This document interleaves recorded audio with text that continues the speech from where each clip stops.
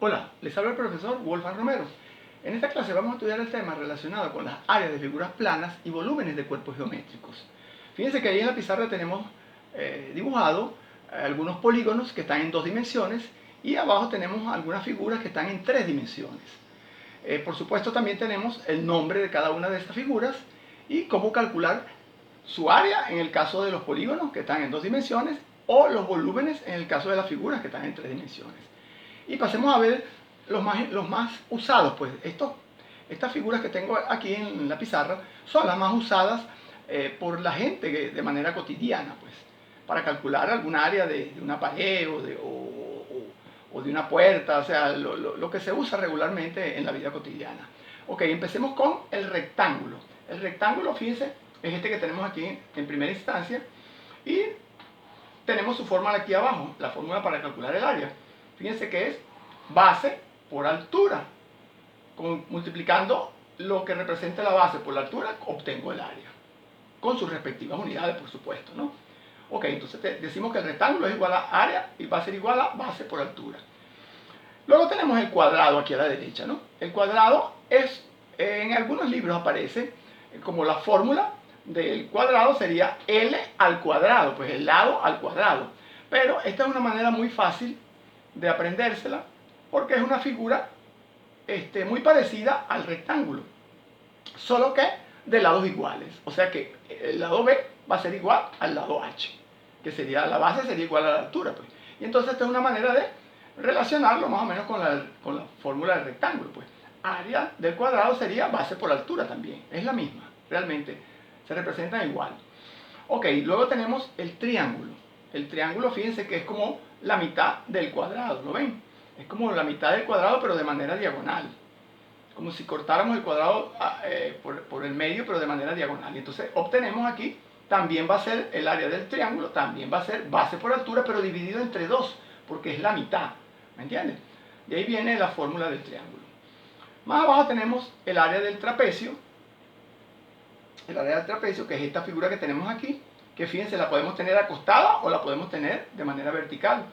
Ok, aquí tenemos siempre el trapecio, va a estar formado por una base menor, que se representa con B minúscula, una base mayor que se representa con B mayúscula y la altura. Fíjense que en la mayoría de los polígonos siempre tenemos definido la altura, incluso en las demás figuras que representan volúmenes. Ok, entonces decimos que el trapecio es la base mayor más la base menor entre 2 multiplicado por la altura. Seguimos en el plano. Finalmente en el plano tenemos aquí el círculo, que también está en el plano. Ok, el círculo, fíjense, su área va a ser igual a pi por el radio al cuadrado. El radio sería esta figura, esta longitud, este segmento de recta que tenemos medido desde el centro hasta el borde del círculo. Entonces, para calcular el área del círculo tenemos que, área va a ser igual a pi por el radio al cuadrado. Luego pasamos a los volúmenes.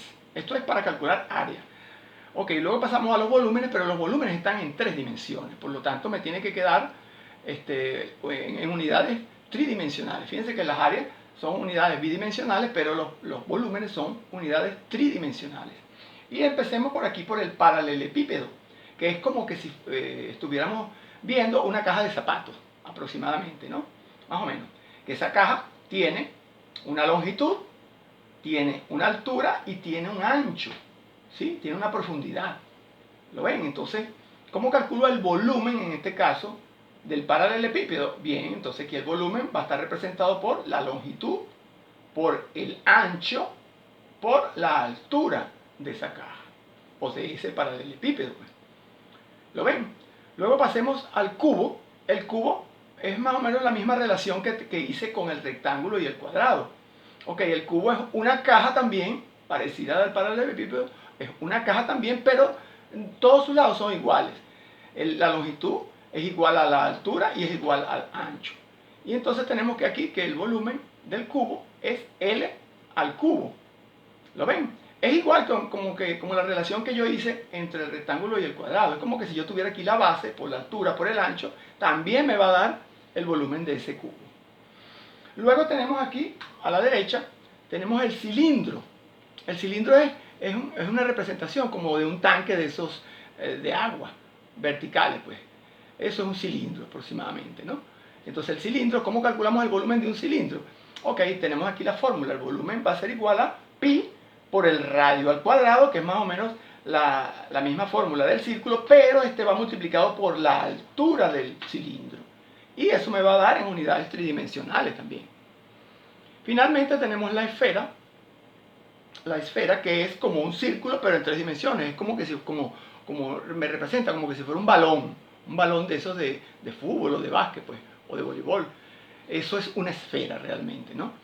Y en 3 dimensiones la esfera, su fórmula para calcular el volumen de esa esfera sería 4/3 de pi por el radio al cubo, porque recuerden que estamos en volúmenes que se representan con unidades tridimensionales. Ok, es muy importante que conozcan este tema porque más adelante vamos a ver ejercicios incluso en donde en algún momento vamos a tener que utilizar, bien sea un polígono de esos que están en el plano, en 2 dimensiones, con unidades bidimensionales, o figuras como esta que tenemos aquí, figuras tridimensionales, para precisamente usar también unidades tridimensionales. Ok, pasemos ahora a hacer ejercicios sobre este tema para ver cómo aplicamos los conceptos ya adquiridos en temas anteriores, como son el tema de las transformaciones en el sistema métrico decimal, y vemos cómo aplicamos esos conocimientos en este tema. Ok, nos vemos en un próximo video.